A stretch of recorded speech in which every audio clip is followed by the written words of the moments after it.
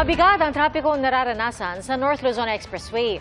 Halos walang galawan ang masasakyan pa northbound patungong Marilao, Bulacan. Ang sa NLEX Corporation, 2 lane ang isinara matapos tumama sa tulay sa Marilao Interchange ang 2 truck kaninang umaga. Inabisuhan ng mga motoristang papuntang Bulacan at Pampanga na lumabas muna sa mga exit sa Karuhatan, Paso de Blas at May Kawayan papunta sa MacArthur Highway at saka muling pumasok sa NLEX Bukawe Interchange northbound. At kung pa Metro Manila laman, lumabas na sa Bukawe Interchange sa Kakumanan sa MacArthur Highway at pumasok ulit sa NLEX May Kawayan southbound. Nagpaalala ang Malacanang kay Vice President Sara Duterte na dapat pa rin niyang alalahanin ang trabaho sa bansa bilang Vice-Presidente. Ay pa sa palasyo, dapat paigtingin ang investigasyon sa confidential funds matapos lumutang ang mga bagong pangalan na tumanggap umano ng pondo. Saksi, si Ivan Mayrina. Hanggang April 30 pa ang bisa ng Travel Authority na ibinigay kay Vice President Sara Duterte ng Office of the President. Pero may paalala na ang Malacanang kay VP Sara. Kailangan din po siya ng Pilipinas bilang Vice-Presidente.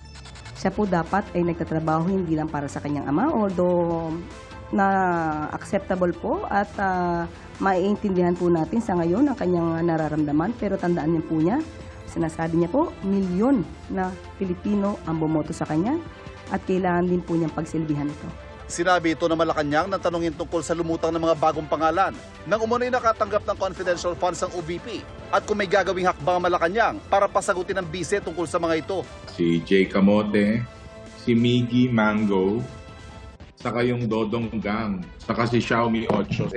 Talagang mga peking tao pa rin yung ginagamit ko na hanggang ngayon. Kung ito man po ay na-discovery po, siguro po mas paigtingin pa po talaga ang pag-iimbestiga patungkol po dito. Bakit po? Kasi karapatan po ng taong bayan malaman kung saan po talaga ginagasta ang pera, no, ang pondo ng bayan. Sinusubukan namin kunin ang tugon ng Vice Presidente tungkol sa pahayag ng Malacanang. Tungkol naman sa mga bagong pangalang lumutang kaugnay ng confidential funds. Sabi ni VP Sara, Hindi ko masagot yan because as we speak, hindi namin alam how they handle the chain of evidence talaga eh. Hindi natin alam kung yan ba nga talaga yung sinabi ng Office of the Vice President at this point. Hindi na natin alam. kagabi sa isang talakayan na ni-livestream sa social media, sinabi ng nakababatang kapatid ng bise na si Davao City Mayor Baste Duterte na pinag-iinitan sila ng Administrasyong Marcos. Lisod gyud kaayo sa lisod kay sa nga sitwasyon nga kanang gina-single out mo sa usa ka presidente. Di ba? Kanang kuan ba kanang targeted mi ba? Bugat kayo ang mga kuan ang sitwasyon karon. Kung tungkol sa pag-aresto raw ang tinutukoy ni Mayor Baste, ayon sa palasyo, wala raw silang magagawa rito dahil ang dating Pangulo pa lang ang may warrant mula sa ICC. Magyang kakulangan ng investigasyon at hindi pagsasampa ng mga kaso kaugnay ng mga umano'y libu-libong extrajudicial killing na nagtulak sa ICC para ipagpatuloy ang kanilang investigasyon. Bunga rin daw ng kawalan ng aksyon ng nakaraang administrasyon. Walang sinisingle out dito. Ang nangyari dito, yung mga kasong dito na tungkol sa crimes against humanity, kagagawan din po ng kanyang ama na ibinibintang sa kanila. Patuloy na naninindigan ng palasyo na hindi nasaklaw ng kapangyarihan ng ICC ang Pilipinas mula nang kumalas ito noong 2019. Pero kinikilala naman ang jurisdiction nito sa mga kaso bago ang pagkalas. Hindi pa rin napag-uusapan ang muling pagsapi sa ICC. Para sa GMA Integrated News, ako si Ivan Mayrina, ang inyong saksi. 2 patay sa magkahiwalay na aksidente sa Maynila at Pangasinan kung saan sangkot ang motorsiklo. Ang isa po sa kanila, angkas ng motorcycle taxi na nagulungan ng dump truck. Saksi, si Rafi Tima.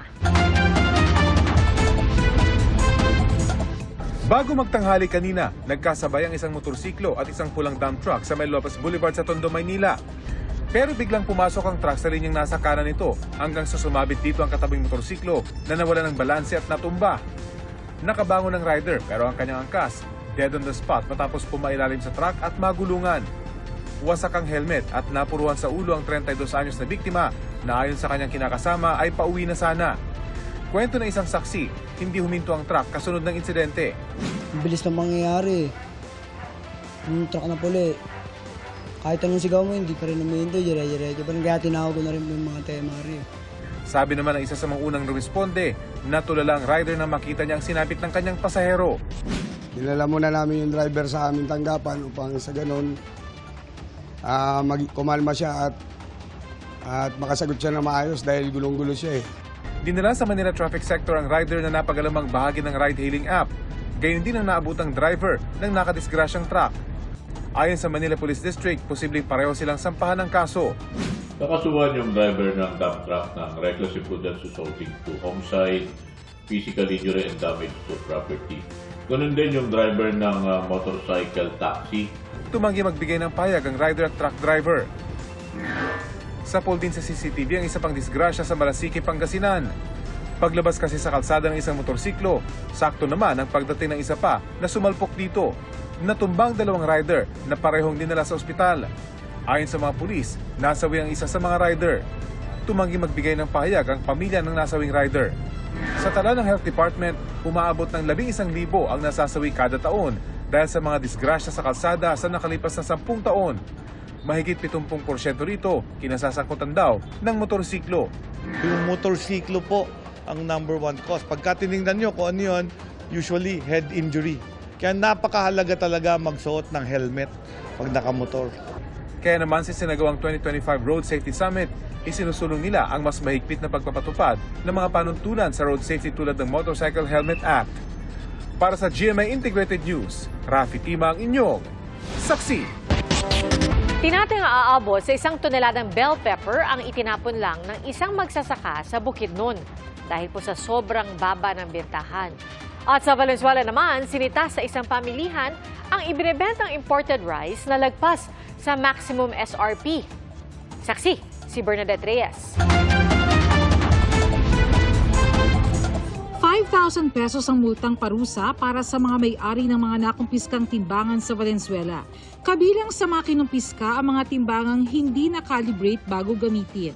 Ang sabi ho nung kumuha ng timbangan, wala raw problema yung timbangan ng ate ko, kaya nga lang walang silyo.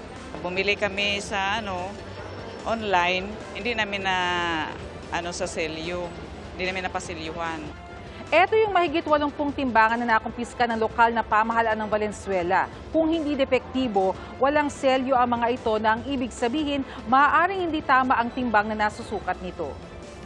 Sa second offense, suspension of business permit at multang 10,000 pesos ang parusa. Sa third offense, saabot sa 15,000 pesos ang multa kasabay ng pagbawi sa business permit. Sa New Marolas Market, pinuna rin ang mga imported na bigas na lampas sa maximum suggested retail price. That is a local rice. And according to DA, yung inspector, hindi raw kasama ang quote talaga namin, 1,450. Kaya pag sinixtito mo, almost 100 mahigit lang ang tubo namin. Pag-aaralan ng Department of Agriculture kung may paglabag nga ba ang mga nasabing rice retailer. May mga bigas kasi na exempted sa maximum SRP tulad ng local rice, Japanese rice at brown rice. Kaugnay naman sa pork industry, ayon sa DA, nakikitang magkakaroon ng malaking pagbawi sa produksyon ngayong taon. 39 na barangay na lang sa bansa ang apektado ng African swine fever. Target na sa Abril, magkaroon na ng commercial na bakuna kontra ASF. Very timing din na dapat yung bakuna magkaroon ng approval ngayong third o second quarter para maiwasan na yung bigla uli na pagsipa ng cases ng ASF which happen normally during third and fourth quarter. Samantala sa Bukidnon, tinatayang aabot sa 1 toneladang bell pepper ang itinapon ng isang magsasaka dahil sa sobrang baba ng bentahan. Nasa 15 pesos lang daw kada kilo ang presyo ng bell pepper kaya malabong makabawi sa puhunan. Itinapon din ng isang elf truck ng kalabasa na nasa 6 pesos kada kilo lang ang bentahan. Ayon sa empleyado ng may-ari, sinimulan na nilang araruhin ang mga gulay para gawing abono. May resulta sa angkat sa gawas niya. Naiato dire kag ngalata lang dili nila ihapag tos lain nga lugar nga nagmahal. Nakarating na raw sa opisina ng Department of Agriculture, Agribusiness and Marketing Assistance Division ang nangyari. Ngunit hindi muna sila nagbigay ng komento. Para sa GMA Integrated News, ako si Bernadette Reyes, ang inyong saksi. Hinamon ni Justice Secretary Jesus Crispin Remulla si Attorney Harry Roque na umuwi sa Pilipinas at harapin ang mga alegasyon laban sa kanya. Saksi si Salima Refrat. I cannot come home. I have to defend my president as a member of the List Council of the ICC at The Hague. Lunes nang sabihin ni Attorney Harry Roque, hindi muna siya uuwi ng Pilipinas para maipagtanggol si dating Pangulong Rodrigo Duterte sa gitna ng kinakaharap na kasong murder as a crime against humanity sa International Criminal Court. I'm formally announcing that after our meeting today, I'm filing formally for asylum here at the Netherlands. Pero sabi kahapon ni Vice President Sara Duterte, hindi kasama si Roque sa mga nominated para maging abogado ng dating Pangulo. Hindi pa kasi na-establish kung ano yung basis ng pag-stay niya dito sa Netherlands. And we don't want complications ba. Gusto namin nakatutok talaga yung lawyers doon sa kaso. And right now, I heard applying for asylum. He publicly announced that already. No? So we want him to focus on his asylum. And then we want our lawyers to focus on the case. No comment si Roque nang hinga ng reaksyon ng GMA Integrated News kaugnay sa sinabi ng bise. Pero git ng Justice Department, umuwi na lang si Roque at itigil na ang diskusyon sa pagsali sa ICC. Sinisiksik niya yung mukha niya para maging relevant siya. Hindi naman siya kailangan dito. Nag-withdraw It's not even the issue. Nag-withdraw na daw siyang lawyer, ICC lawyer. Kasi Miski na, irrelevant pa rin siya. Kasi ang pinag-uusapan dito, human trafficking. Yung mga akusasyon sa kanya. Nakaharap si Roque sa reklamong qualified human trafficking, kaugnay ng pagkatawan umano sa Whirlwind Corporation at Lucky South 99, mga kumpanyang iniuugnay sa Pogo Hub na sinalakay sa Porac, Pampanga dahil sa mga illegal na aktibidad. Dati nang giniit ni Roque na walang ebidensyang nag-uugnay sa kanya sa trafficking. Submitted for resolution ang reklamo kay Roque at sa iba pang kasama sa reklamo tulad ni Cassandra Ong. May arrest order din laban sa kanyang House Squad Committee dahil sa hindi pagsipot ni Roque sa mga pagdinig. Harapin niya yung kung ano man ang sinasakdal sa kanya, harapin niya. Diba? Magpaka Pilipino siya maayos. Mas maganda po siguro na unahin niya munang i-represent yung sarili niya, ipagtanggol ang sarili niya bago magtanggol ng ibang tao. Wala pang tugon si Roque kaugnay sa mga sinabi ni Remulla at ng Malacanang. Para sa GMA Integrated News, ako si Salima Refrat, ng inyong saksi. Pinag-aaralan ni Senator Bato de la Rosa na magtago sakaling ipaaresto ng International Criminal Court. Saksi si Mav Gonzalez. Sakaling ipaaresto ng International Criminal Court tulad ng nangyari kay dating Pangulong Rodrigo Duterte, posibleng magtago si Senador Bato de la Rosa. Kabilang yan sa pinag-aaralan niya. Kasama yan sa course of action na pwedeng gawin. Well, kung wala tayong makita na hostisya dito sa ating bansa, bakit ka susuko? I will cross the bridge when I get there. Pero nilinaw ng dating PNP chief na hindi siya manlalaban. Paano mo labanan yung Philippine National Police? I know what's the power, what's the might of the Philippine National Police. Useless. Kung manlaban ka. Sa ngayon ay nasa Pilipinas pa umano si De La Rosa. Kinukonsidera niyang magpakanlong sa gusali ng Senado para hindi masilbihan ng warrant of arrest. Lalo't sinabi ni Senate President Chis Escudero na papayagan ito habang sinasagad niya ang legal remedies. Lalabas naman aniya siya kung paalisin na sa Senado. Pasalamat ako sa ating Senate President na he is willing to protect me while I am still a senator of this republic. Kaugnay naman ang pahayag niya noon na kusang susuko kung ipaaresto ng ICC para maalagaan si dating Pangulong Duterte sa the Netherlands, ikinatwiran niyang imposible na yan at hirap makabisita kay Duterte kahit ang mga anak. Naglabas din si De La Rosa ng tampo kay National Security Advisor Eduardo Año na naging dating Duterte AFP Chief at Cabinet Member. Sinasabing isa si Año sa ilang may alam noon ng isinikretong pag-aresto kay Duterte. Sana kumuntak naman lang siya doon sa mga, kahit sa mga staff lang doon ni President Duterte na kasama na pakisabi lang dyan na arestuin namin siya pag-uwi niya. Para sa GMA Integrated News, ako si Mav Gonzalez, ang inyong saksi.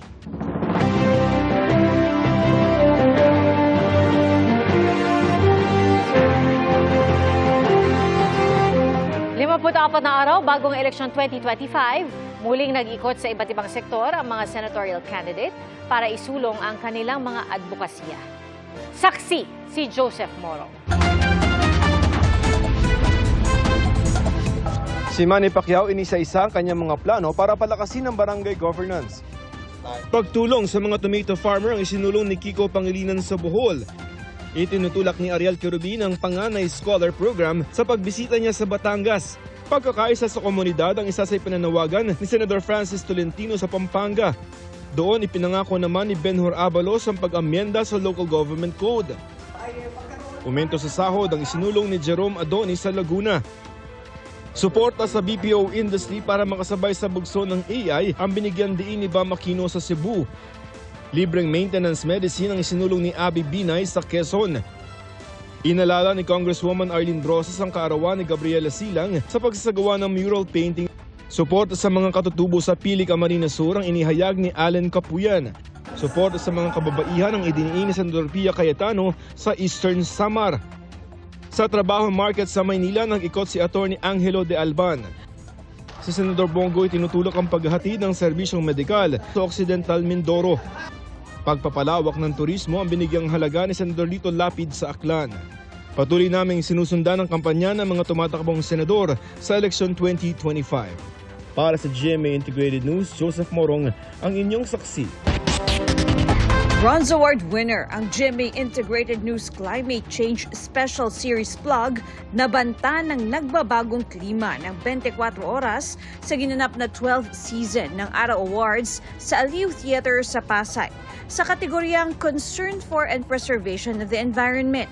Tinanggap ni Senior Vice President and Head of GMA Integrated News Regional TV and Synergy Oliver Victorbi Amoroso ang pagkilala. Ang network kasi patuloy ang pagbibigay pansin sa mga issues ng lipunan ng ating bansa. Sa palagay natin, isa na dito ang pinaka-importanting issue ay yung climate change. So itong recognition na to, hopefully that would further drive us to elevate our commitment for that drive natin na mabigyan pa ng mas mataas na level na pag-uusap o pagtatalakay sa climate change. Wagiri ng bronze medal ang Sales and Marketing Group ng GMA sa kategoryang Concern for and Preservation of the Environment at maging sa kategoryang Reverence for Family Unit or Marriage or Responsible Parenthood. Silver Award naman ang natanggap ng Sales and Marketing Group ng GMA sa kategoryang Respect and Care for Life and Dignity and the Rights of All. Ang Araw Values Awards, si Club ng Araw ay binuo para parangalan ang mga advertisements sa iba't ibang mga plataforma na may mga natatanging mensahe. Napaka-importante ng parangal na to kasi ang mga values ng Filipino, 7 cornerstone values, yan yung nire-represent ng Ad Foundation, yan yung aming advocacy. At importante yan kasi values are borderless, they're timeless, they actually shape culture. Values also inspire people on how they should think, how they should act, how should they behave. Malapit nang mapanood ang iba pang kompetisyon para sa NCAA Season 100. Simula Abril, mapapanood na sa GTV at Heart of Asia ang Women's Volleyball Tournament at Finals ng Juniors Basketball. Ongoing na ngayon ang games ng Women's Volleyball at Juniors Basketball, kasabay ng Men's Volleyball. Kwento ng ilang Women's Volleyball player na nag-photoshoot kamakailan. Dala nila ngayong season ang kanilang mga naging aral noong season 99. Mag-focus lang kami. Siyempre, this season, buong year kami nagtitraining. So, yung season na to, nag-start na. So, yun lang yung kailangan namin i-focus. Inisip ko, malakas po lahat ng team. Nag-a-advance po lahat, nag-i-improve. Tsaka, hindi po natin dapat i-underestimate yung isang team. So, dapat paghandaan po lahat. Para sa GMA Integrated News, Katrina Son, ang inyong saksi. Mga kapuso, maging una sa saksi. Mag-subscribe sa GMA Integrated News sa YouTube para sa iba't ibang balita.